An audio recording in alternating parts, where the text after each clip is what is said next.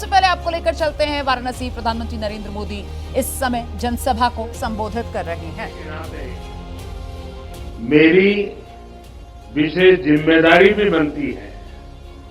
मैं बनारस में आप सबका स्वागत भी करूं और आप सबकी सुविधाओं का खास ख्याल भी रखूं, ये मेरा दायित्व भी है। मुझे खुशी है कि आज इस पावन दिन मुझे अपने इन दायित्वों को पूरा करने का अवसर मिला है। आज बनारस के विकास के लिए सैकड़ों करोड़ रुपयों के विकास परियोजना का लोकार्पण और शिलान्यास होने जा रहा है। इससे यहां आने वाले श्रद्धालुओं की यात्रा और सुखद और सरल होगी। साथ ही संत रविदास जी की जन्मस्थली के विकास के लिए भी कई करोड़ रुपयों की योजनाओं का लोकार्पण हुआ है।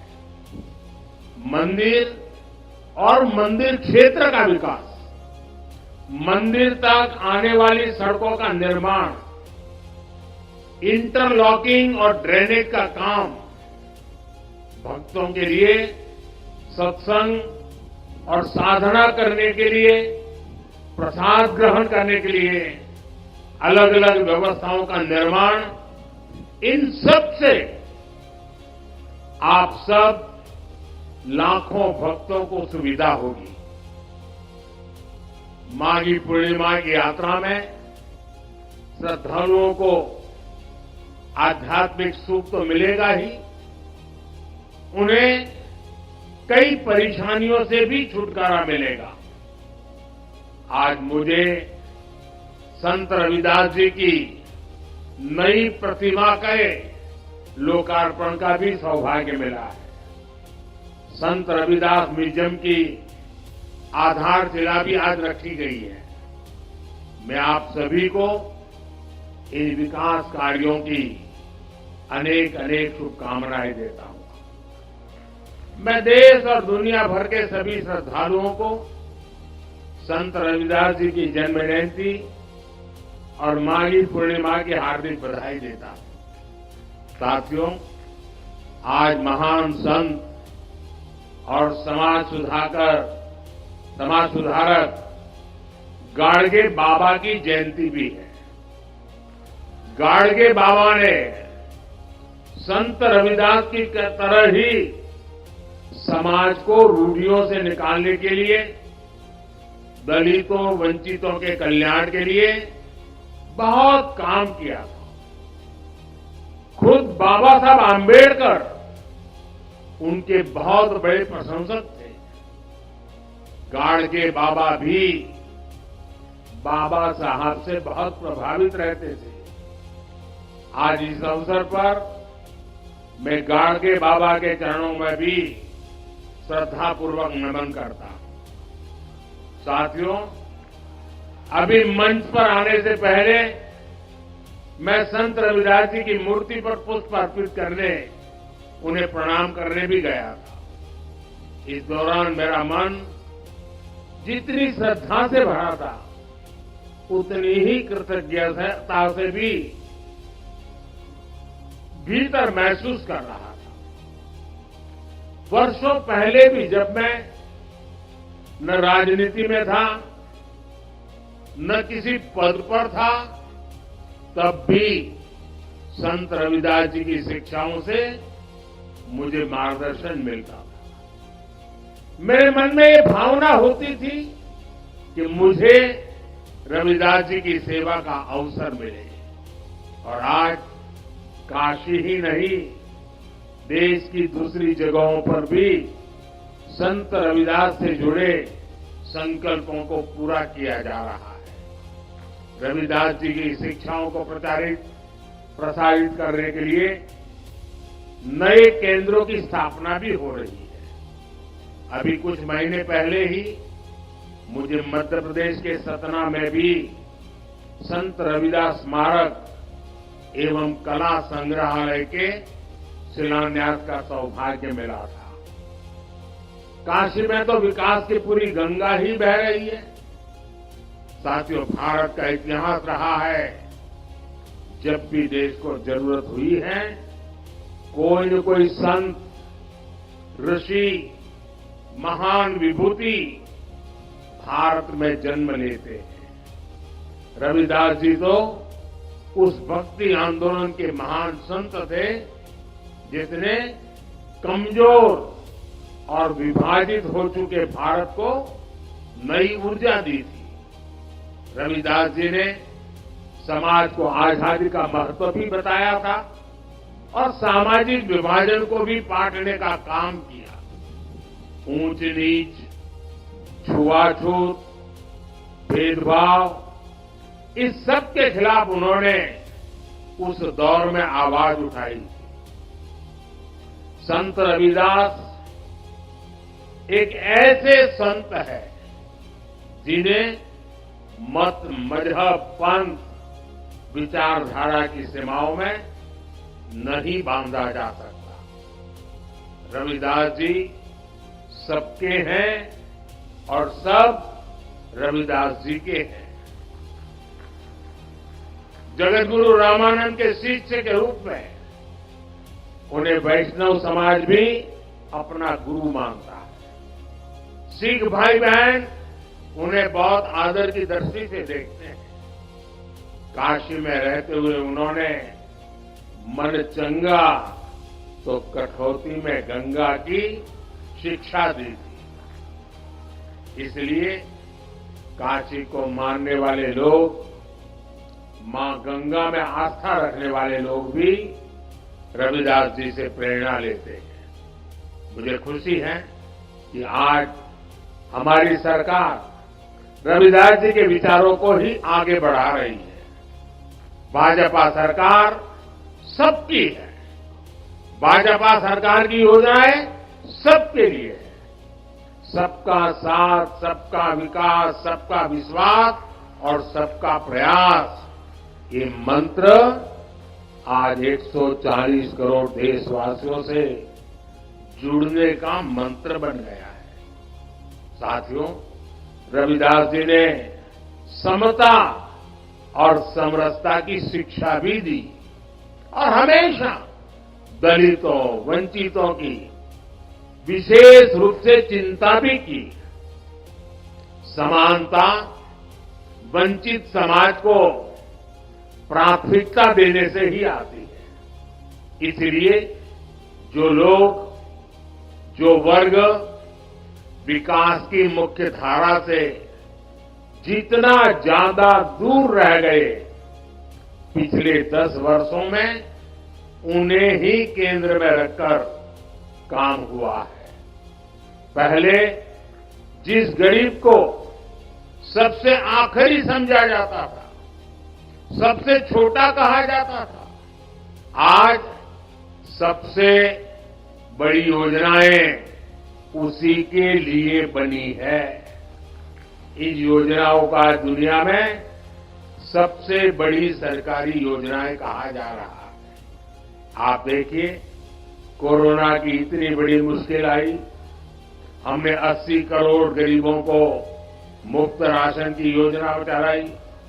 कोरोना के बाद भी हमने मुफ्त राशन देना बंद नहीं किया, क्योंकि हम चाहते हैं कि जो गरीब अपने पैरों पर खड़ा हुआ है वो लंबी दूरी तय करे, उस पर अतिरिक्त बोझ न आए।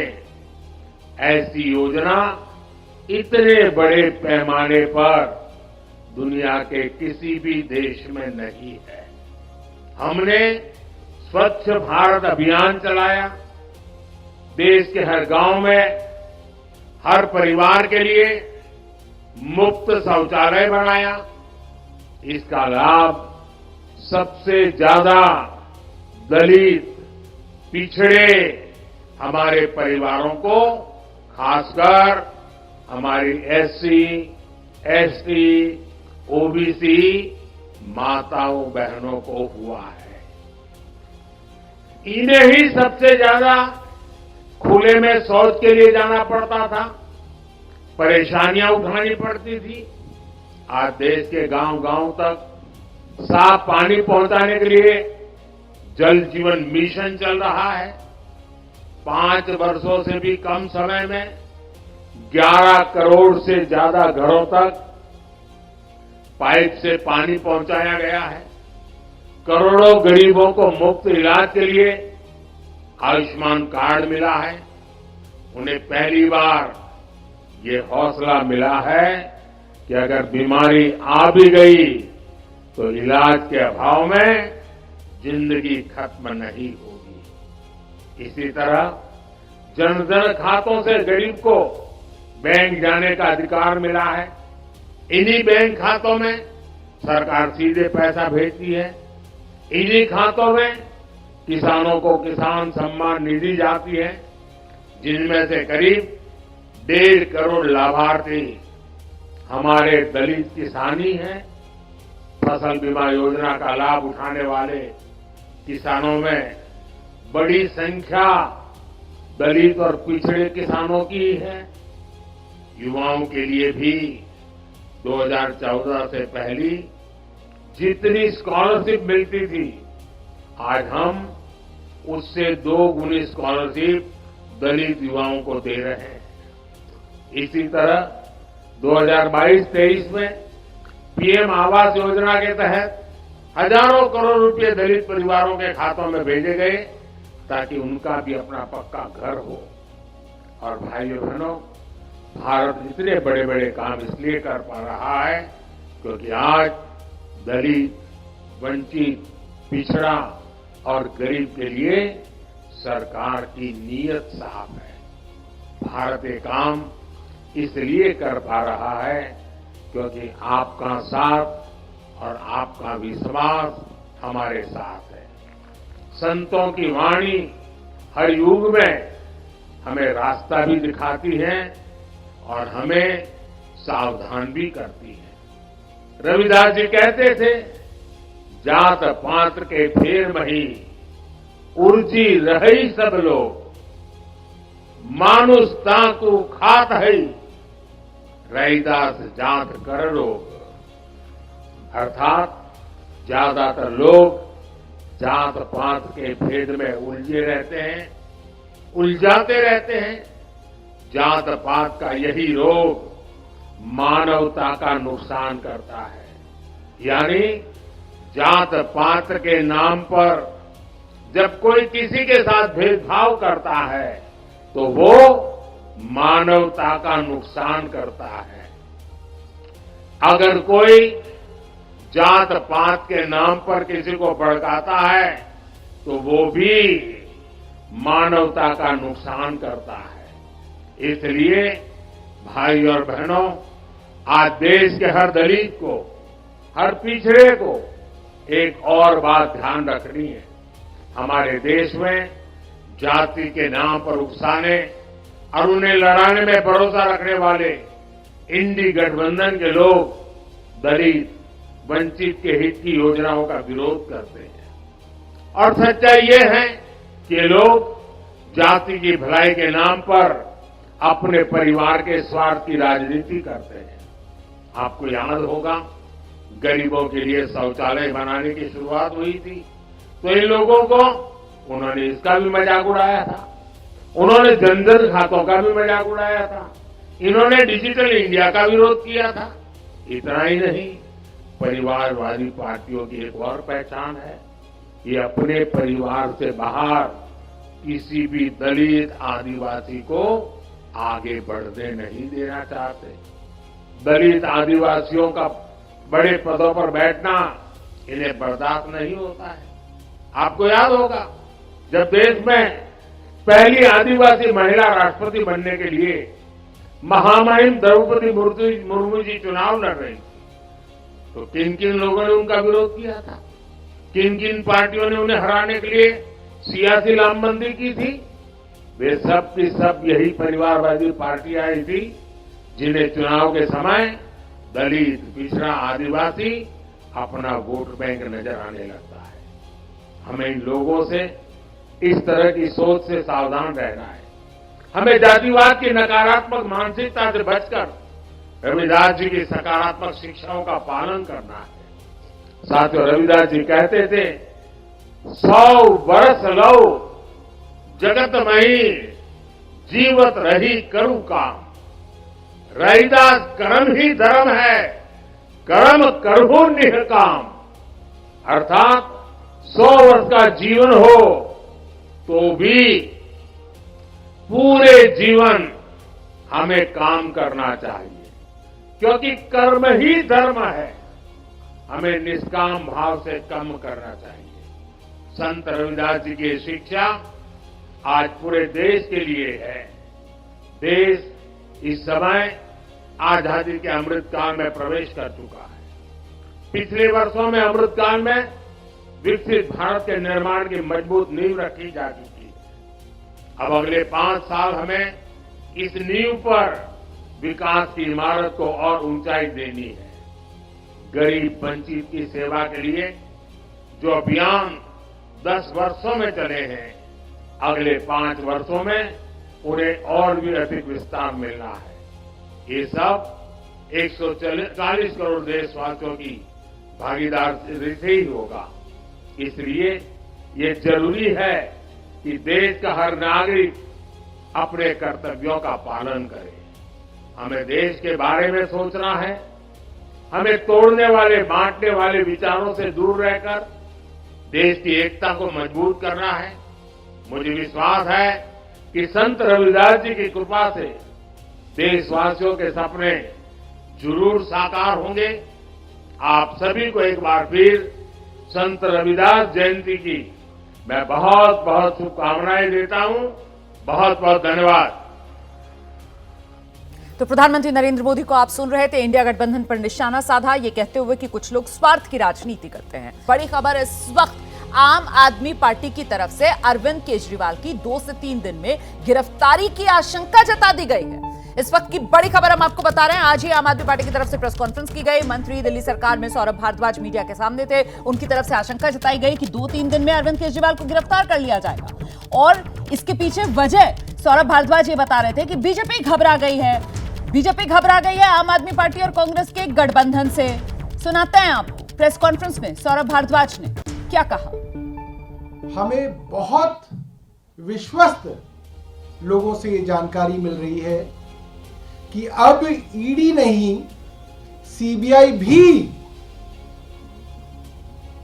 अरविंद केजरीवाल जी को गिरफ्तार करने के लिए कदम बढ़ा रही है। टाइमलाइन भी हमें कुछ लोगों ने शेयर की। हमारी सूचना है कि आने वाले 2 से 3 दिन के अंदर दिल्ली के मुख्यमंत्री अरविंद केजरीवाल जी गिरफ्तार कर लिए जाएंगे। भारतीय जनता पार्टी के अंदर घबराहट बहुत ज्यादा है। उनको लगता है अगर आम आदमी पार्टी और कांग्रेस साथ आएंगे तो जिन जिन राज्यों के अंदर आम आदमी पार्टी और कांग्रेस साथ आएंगे, भारतीय जनता पार्टी की मुश्किलें बढ़ेंगी। आप अरविंद केजरीवाल जी को गिरफ्तार करना चाहें तो कर लें। अरविंद केजरीवाल और कांग्रेस का अलायंस इंडिया गठबंधन के अंदर होने जा रहा है। यह अलायंस रुकने वाला नहीं है। दिल्ली बीजेपी के अध्यक्ष हैं वीरेंद्र सचदेव। वो कह रहे हैं हर अपराधी को पता है अगर उसने अपराध किया है तो जेल तो जाना पड़ेगा। साथ ही उन्होंने ये भी कहा कि आम आदमी पार्टी और कांग्रेस के गठबंधन से बीजेपी को किसी तरह का कोई खतरा नहीं है। इस वक्त मेरे साथ मौजूद हैं वीरेंद्र सचदेव। वीरेंद्र जी, आम आदमी पार्टी के जो मंत्री हैं सामने आ रहे हैं, कह रहे हैं कि अब सीबीआई गिरफ्तार करेगी। अभी तक ईडी की बात हो रही थी, लेकिन 3 दिनों का वक्त दिया जा रहा है। 3 दिनों में अरविंद केजरीवाल को गिरफ्तार किया जाएगा क्योंकि कांग्रेस से अलायंस हो रहा है। मुझे उनकी बातें सुन के हंसी आती है। वो तीनों इतने बड़े भविष्यवक्ता हैं कि वो तय करते हैं कि मनीष सिसोदिया जेल कब जाएंगे, संजय सिंह जेल कब जाएंगे। अब वो अरविंद केजरीवाल के लिए भविष्यवाणी कर रहे हैं। तो उन्होंने शायद सपना देखा होगा कोई। जांच एजेंसी कानून प्रक्रिया के तहत काम करती है। वो कैसे काम करती है आपको और हमको नहीं मालूम, तो उनको उनका काम करने दीजिए। लेकिन जो हताशा, निराशा उनके चेहरे पे दिखाई दे रही है, वो दिखाता है कि जमीन खिसक चुकी है, पिटा हुआ गठबंधन है, जान उसमें है नहीं। और जिस गठबंधन को बचाने की ये बात कर रहे हैं, उस गठबंधन के मुखिया अजय माकन शराब घोटाले की। और आइए सीधे अब आपको लेकर चलते हैं आइडियाज फॉर इंडिया के मंच पर, जहां पर देवेंद्र फडणवीस पहुंचे। दिल्ली का मौसम बहुत अच्छा है। दिल्ली का मौसम बहुत अच्छा है, तो चलेंगे दिल्ली। देखिए, दिल्ली का जो मौसम है ना, वहाँ पर जाकर कुछ दिन मौसम एंजॉय करके हम मुंबई वापस आते हैं। हम दिल्ली रहते नहीं हैं। तो आप दिल्ली जाएंगे और मौसम का आनंद लेके वापस हाँ, आ जाएंगे। मौसम का आनंद लेके वापस आएंगे, क्योंकि मुंबई का मौसम दिल्ली से भी अच्छा है।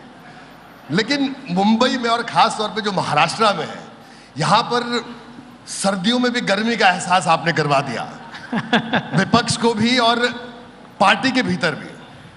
नहीं, देखिए, मैं तो इतना ही कहूँगा कि जब एक जनता ने मैंडेट दी हुई सरकार, ये जिसको हम अलोकतांत्रिक तरीके से जब उसको बेदखल किया जाता है, तो उसके बाद ऐसी चीज़ें होती है जो चीज़ें महाराष्ट्र में हुई है जी। तो मुझे ये लगता है कि ये जो महाराष्ट्र में आपको सारी गर्माहट नज़र आ रही है, अगर 2019 में जनता के मैंडेट को ठुकराया नहीं जाता, जनता के मैंडेट के खिलाफ हमारी पीठ में अगर खंजर नहीं घोंपा जाता, तो शायद ये परिस्थितियाँ नहीं होती। एक बहुत अच्छी स्टेबल गवर्नमेंट महाराष्ट्र में दिखती। अब हम वापस आए और वापस स्टेबल गवर्नमेंट दे रहे हैं। जी, देवेंद्र जी, अभी लोकसभा चुनाव बिल्कुल सामने खड़ा है, तो क्या लगता है कि महाराष्ट्र में जो पिछला प्रदर्शन था उससे बेहतर आप कर पाएंगे, या चुनौतियां बढ़ी हैं या कम हुई हैं चुनौतियां? देखिए, चुनौतियां तो है ही, मैं कभी ऐसा नहीं कहूँगा चुनौतियां नहीं है। और पिछले प्रदर्शन से बेहतर प्रदर्शन करने के लिए हमको ही मेहनत तो करनी पड़ेगी, क्योंकि हमने दोनों बार 48 में से 42 सीटें लाई है। तो उसके आगे बढ़ना है तो बहुत मेहनत करनी पड़ेगी। पर मैं इतना ज़रूर कह सकता हूँ कि दोनों बार का जो हमारा परफॉर्मेंस है उससे हम नीचे नहीं आएंगे। जाएंगे तो आगे जाएंगे या वहीं पर रहेंगे, उससे नीचे नहीं आएंगे। देवेंद्र जी, एक बात बताइए, आपने मेहनत की बात की, हालांकि आपका राजनीतिक जीवन में आपका जो श्रम है, परिश्रम है, वो सबने देखा है, पूरे देश ने देखा है। लेकिन एनसीपी पर आपने मेहनत कर ली, शिवसेना पर आपने मेहनत कर ली, कांग्रेस पर आपने मेहनत कर ली, अब बचा क्या? अभी बहुत कुछ बचा है। अच्छा, बचा है? हाँ जी, मेरा इस पर एक ही जवाब होता है कि आगे आगे देखिए होता है क्या। देवेंद्र जी, गठबंधन सरकार अब आप चला रहे हैं, आपने पूरी सरकार चलाई, पूरे मैंडेट के साथ आई और पूरे 5 साल महाराष्ट्र में शासन चलाया भारतीय जनता पार्टी का। अपनी विचारधारा को विकास के साथ, विकास के आयाम के साथ जोड़कर आप आगे ले गए 5 साल। लेकिन अब गठबंधन की सरकार है, तो क्या आपको लगता है कि जो देवेंद्र फडणवीस पिछली सरकार में कर पाते थे, सोच पाते थे महाराष्ट्र के लिए, वो इस गठबंधन की सरकार में भी हो पाता है? देखिए, हर सरकार की अपनी एक काम करने की पद्धति होती है और मैं ऐसा मानता हूं कि उस समय मुख्यमंत्री बतौर मैं काम कर रहा था जी। तो बतौर मुख्यमंत्री आपके अधिकार भी अलग होते हैं, निर्णय लेने की आपकी क्षमता भी अलग होती है। अब मैं उप मुख्यमंत्री के रूप में काम कर रहा हूं, लेकिन फिर भी मैं ये कह सकता हूं कि मुख्यमंत्री के रूप में जो एजेंडा मैंने चलाया था, आज उप मुख्यमंत्री के रूप में भी वो एजेंडा मैं चला पा रहा हूं। और मेरे साथ हमारे जो मुख्यमंत्री है एकनाथ शिंदे जी, उनका जो व्यवहार है वो इस प्रकार का है कि मैं ऐसा मानता हूँ वे कभी भी जो कार्य मैं हाथ में लेता हूँ उस कार्य को सम्मान देते हैं। तो निर्णय प्रक्रिया में मेरी सहभागिता उतनी है जितनी बतौर मुख्यमंत्री थी, और जो एजेंडा उस समय चला रहा था उसको पूरा बैकिंग मुख्यमंत्री जी का है। इसलिए मैं ये मानता हूँ कि वो मैं कर पा रहा हूँ और महाराष्ट्र में वो चीज़ें दिख भी रही है। जी, वो आप कर पा रहे हैं। लेकिन आपके बारे में कहा जाता है कि आप व्यवहार कुशल तो आप हैं ही, कि जब शरद पवार जी के साथ बातचीत की शुरुआत हुई गठबंधन को लेकर 19 के बाद, तो आप इतने ज़्यादा व्यवहार कुशल हैं कि आपने शरद पवार जी तो माने, आप अजीत पवार को ही मना लिया आपने।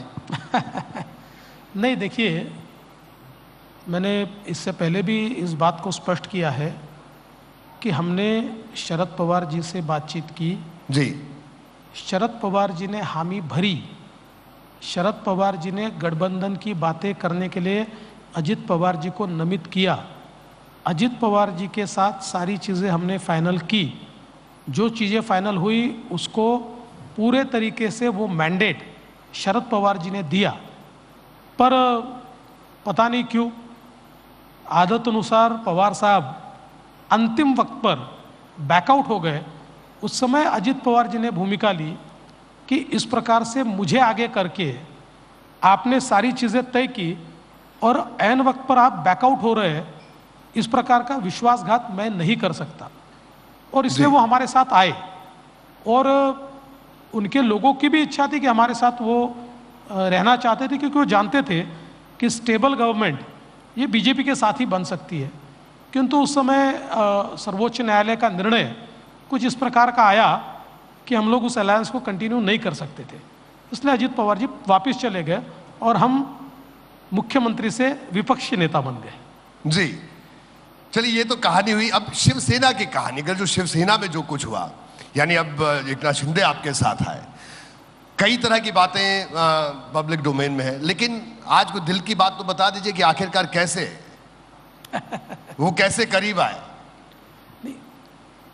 एकनाथ शिंदे जी से मेरे रिश्ते पहले से बहुत अच्छे हैं और मेरे साथ मंत्रिमंडल में मंत्री के रूप में उन्होंने काम किया।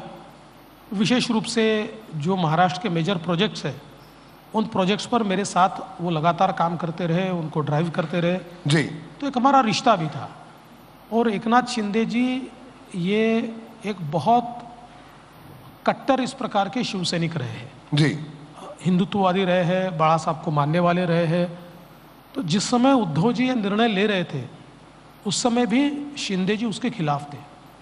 उस समय मध्यस्थता करने वालों में से एक शिंदे जी थे, जो लगातार ये प्रयास कर रहे थे कि उद्धव जी की और हमारी कुछ बातचीत हो और बीजेपी शिवसेना ही साथ में आए।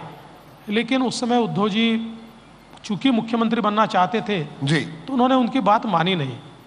और जिस दिन ये सरकार बनी, उस दिन से ही शिंदे जी की अस्वस्थता वहाँ पर थी ही। वो एक प्रकार से उनको ये लगता था कि ये ठीक नहीं बना है।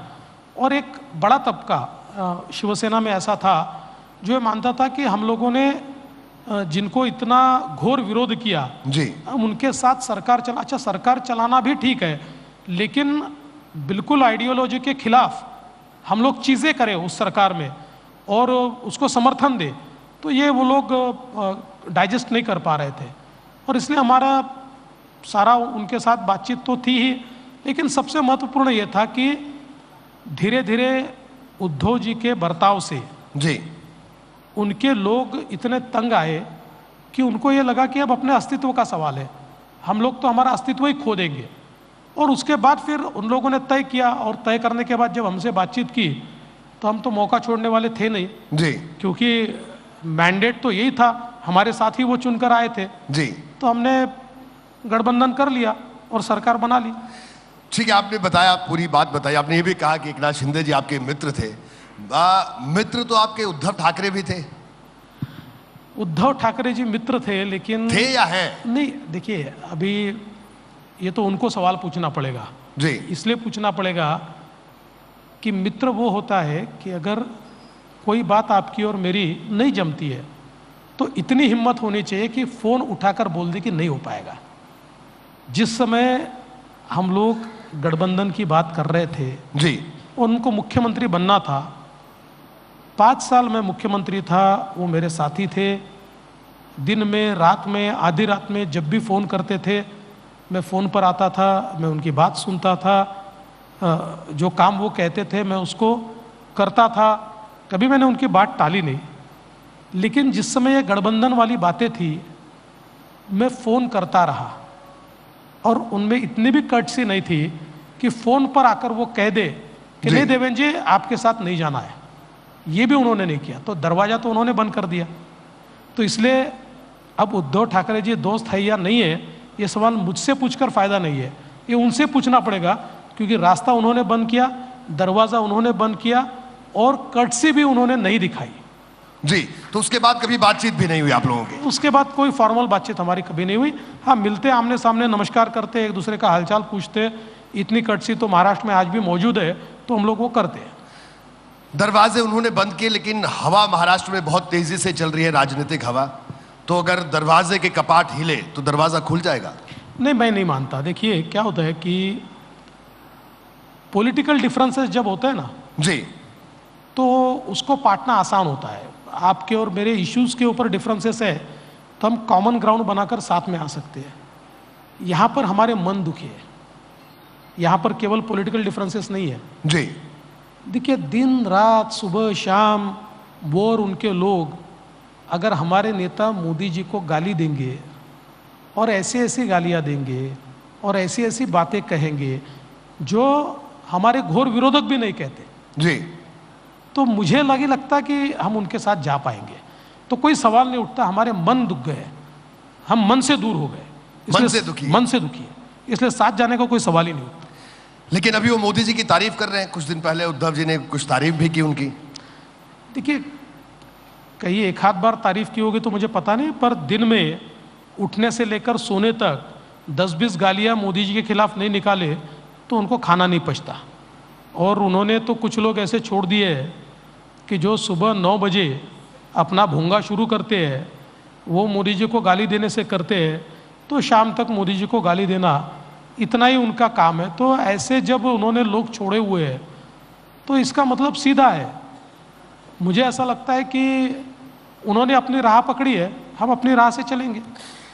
देखिए, आपने कई बार, मैंने आपके कई साक्षात्कार देखे सुने, आपने कई बार बात भी कही कि देखिए शिवसेना आपकी नेचुरल अलाइज थी। शिवसेना अभी जो गठबंधन के साथी हैं, अब वो अब राजनीतिक साथी हैं, किस तरह के साथी हैं, लेकिन अब दूसरी तरफ आप बात करें कि आपका दिल दुखा है, तो राजनीति में दिल लगाएंगे तो दुखेगा ही शायद, क्योंकि यहाँ तो पता नहीं कब रिश्ते टूट जाए, कब जुड़ जाए, कब दरवाजे खुल जाए।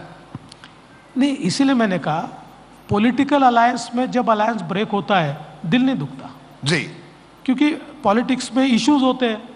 आपको एक इशू पसंद आया, मुझे नहीं आया, आप और मेरा मामला अलग हो गया।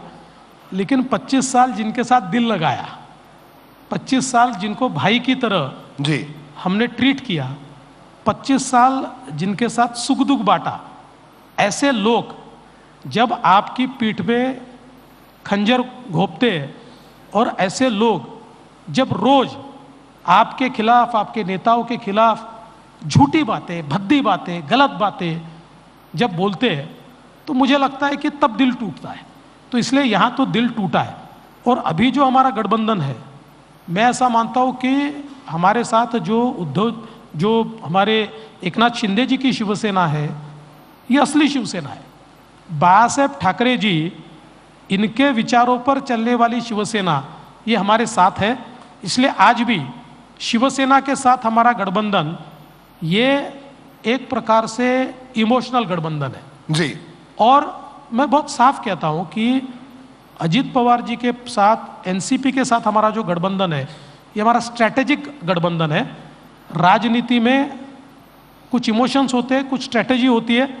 हाँ, ये हो सकता है कि शायद 5-10 साल बाद वो भी इमोशनल बन जाए, पर आज मैं बहुत स्पष्ट रूप से कहता हूं जी कि शिंदे जी के साथ, शिवसेना के साथ हमारा गठबंधन इमोशनल गठबंधन है। एनसीपी के साथ हमारा गठबंधन स्ट्रैटेजिक गठबंधन है। स्ट्रैटेजिक जी। और ये अशोक चौहान साहब कैसे आए? कोई आदर्श स्थिति थी आने की उनकी भारतीय जनता पार्टी में? देखिए, कि चुनाव से पहले आदर्श स्थिति बनी, मतलब आप मेरी बात भी समझ रहे हैं? नहीं, बिल्कुल, आप जो कहना चाह रहे हैं मैं भली बात ही समझ रहा हूँ। और जिस समय अशोक चौहान जी को ये प्रश्न पूछा गया तो बहुत लेट पूछा गया जी। तो उन्होंने उस जवाब में यही कहा कि अरे मैं तो सोच रहा था कि पहला प्रश्न तो यही आएगा जी। मैं एक बात बोलता हूँ कि देश के अंदर आज जिस प्रकार की परिस्थिति कांग्रेस की है, जो जमीन से जुड़े हुए नेता है उनको कांग्रेस की लीडरशिप में कॉन्फिडेंस नहीं रहा है। देखिए, आखिर राजनीति में काम करते हुए हर व्यक्ति को अपना भविष्य क्या होगा जी, अपना अस्तित्व कैसा होगा, इसकी चिंता होती है। और जब कांग्रेस के नेता अपने भविष्य को देखते हैं, अपने अस्तित्व को देखते हैं, तो उनके सामने एक क्वेश्चन मार्क नजर आता है, उनको अंधेरा नजर आता है, उनको कहीं रिवाइवल नजर नहीं आता, उनको कहीं अपनी हार से सीख कर बदले हुए नेता कांग्रेस में नजर नहीं आते। और इस कारण से ऐसे कई लोग ये सोचते हैं कि जब मोदी जी देश को इतनी तेजी से बदल रहे हैं, देश इतने तेजी से विकास कर रहा है, जब मोदी जी ने नए भारत की जो नींव रखी, जब नींव रखी तो लोगों को लगता था कि ये केवल एक जुमला है, लेकिन आज नया भारत लोग महसूस कर रहे हैं जी। तो इसलिए ऐसे सारे नेताओं को लगता है कि अब मुख्य धारा में हमने भी जुड़ना चाहिए जी। और वो मुख्य धारा में जुड़ने का प्रयास कर रहे हैं। तो ऐसे जो लोग आ रहे हैं हम उनको साथ में ले रहे हैं। ठीक है, लेकिन एक और अहम सवाल कि मैं आपके संगठन को मैं बड़े लंबे अरसे से कवर कर रहा हूं, भारतीय जनता पार्टी को। तो देखिए, आपका जो कार्यकर्ता है वो बड़ा इमोशनल है, और आपका कार्यकर्ता बूथ से लेकर लड़ता है, भिड़ता है, ये आप ही लोग कहते हैं अपने भाषणों में। तो उस कार्यकर्ता के सामने बड़ा संकट नहीं आपको नहीं लगता कि अब जब सत्ता पे भागीदारी की बात आती है या हिस्सेदारी की बात आती है, हालांकि आपके संगठन में इस शब्दावली का इस्तेमाल नहीं होता, लेकिन आप मेरी भावना समझिए जो मैं कह रहा हूं, तो आपको नहीं लगता कि आपका भी दिल दुखा, लेकिन उनका तो दिल दुखा होगा जो जमीन पर कार्यकर्ता है?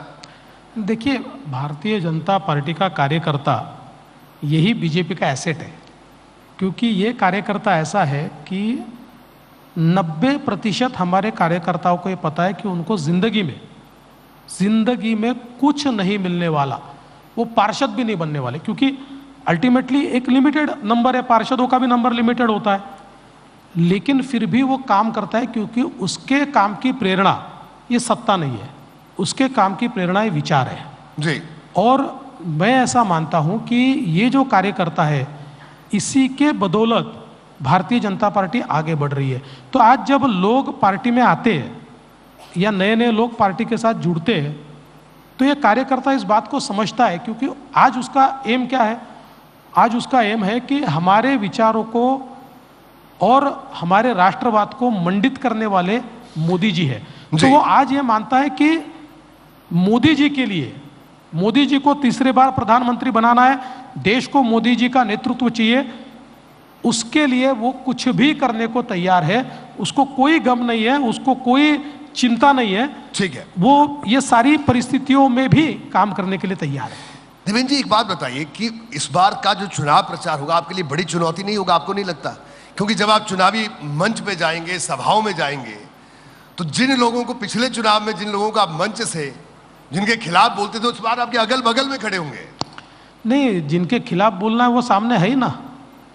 उद्धव जी सामने है, शरद पवार जी सामने है, और मेरे हिसाब से हमारे साथ जो लोग आए हैं उनका नेतृत्व तो उन्होंने ही किया है, तो इसलिए हमारे सामने कोई दुविधा नहीं है जी। और अगर आप मेरी बात कहें, और चुनाव में भी अगर आप मेरा भाषण सुने जी, मैं 90% विकास पर बोलता हूँ, 90% क्या किया इस पर बोलता हूँ, 90% मेरा विजन क्या है इस पर बोलता हूँ, 10% केवल मैं राजनीति पर बोलता हूँ। मैं ऐसा मानता हूँ ये चुनाव निगेटिव मैंडेट का है ही नहीं। ये देखिए, एक निगेटिव मैंडेट का चुनाव है, एंटी इनकम्बेंसी का होता है, ये प्रो इनकम्बेंसी का चुनाव है, इसमें निगेटिव मैंडेट का सवाल ही नहीं। ये चुनाव तो इस चीज पर होने वाला है कि मोदी जी ने क्या किया है और मोदी जी क्या करने वाले हैं। इसलिए मुझे नहीं लगता कि किसी को गाली देने की जरूरत है। गाली देके मैं अपना श्रम, अपने शब्द क्यों खराब करूं? मैं तो मोदी जी ने क्या किया ये बताऊंगा और लोग हमको वोट देंगे। अब भाषण का जिक्र आप कर रहे हैं, आजकल आपके भाषण जो हम सुन रहे हैं वो जिसको कहते हैं कि थोड़े हार्ड लाइनर आप बनते जा रहे हैं, ऐसा कहा जाता है आपके बारे में। आजकल आप खूब हिंदुत्व से परिपूर्ण भाषण देते हैं, एक हार्ड लाइन आपने पकड़ ली है। ये हार्ड लाइन और सॉफ्ट लाइन कुछ होती नहीं है भैया। जो हिंदू होता है वो हिंदू होता है, ना हार्ड लाइनर होता है ना सॉफ्ट लाइनर होता है। और मैं एक बात बताता हूँ कि मेरे लिए आप पूछेंगे हिंदुत्व क्या है जी, तो मैं ये कहता हूँ कि जो टॉलरेंट है वो हिंदू है। पर टॉलरेंस का अर्थ ये नहीं है कि कोई आपके गाल पे एक तमाचा मारे तो आप दूसरा गाल आगे करो, एक तमाचा मारेगा तो 2 तमाचे मारेंगे। टॉलरेंस हमारे लिए ये होता है कि सभी प्रकार के जो विचार हैं उन विचारों को हम टॉलरेट करें। सभी को अपनी पूजा पद्धति का अधिकार है, सभी को अपने विचार रखने का अधिकार है, सभी को जिस प्रकार से वो लोग अपने फेथ को एक्सरसाइज करना चाहते हैं उसका अधिकार है। ये हिंदुत्व है। और मैं तो पैदा ही हिंदू हुआ हूँ। मैं राष्ट्रीय स्वयंसेवक संघ का स्वयंसेवक रहा हूँ, मैं कार सेवक रहा हूँ, तो हिंदुत्व तो मेरे नस नस में है। तो इसलिए कोई हार्ड लाइन सॉफ्ट लाइन का सवाल नहीं है। मैं सुलझा हुआ हिंदू हूँ, I am a proud Hindu. जी, आपने कार सेवा का जिक्र आपने किया तो राम मंदिर बन गया, और आपने एक बयान दिया तो असदुद्दीन ओवैसी उन्होंने कहा कि देवेंद्र फडणवीस कह रहे हैं कि जब बाबरी मस्जिद गिर रही थी तो मैं वहीं खड़ा था। तो उन्होंने आपका काफी विरोध किया उस पर, आप वहीं थे, वहां पे थे? हाँ बिल्कुल मैं वही था। मैं तो कार सेवक था। मैं सारी कार सेवाओं में गया हूँ। पहली कार सेवा में मैं बदायूं जेल में था। जिस समय बाबरी ढांचा नीचे आया उस समय मैं वहीं पर था। सवाल ये नहीं है, देखिए पहले दिन से हम ये मानते हैं कि कलंक का ढांचा ये मस्जिद नहीं है।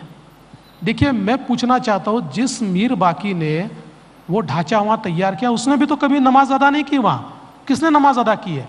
ये तो हिंदुओं के जो एक प्रकार से हिंदुओं को हतोत्साहित करने के लिए जी जो हमारे राम मंदिर पर हमला हुआ था, तो उस समय बाबर ये बताना चाहता था कि देखो हिंदुओं, तुम्हारे राम भी तुमको नहीं बचा सकते, हम तुम्हारे राम से भी ज़्यादा पावरफुल है।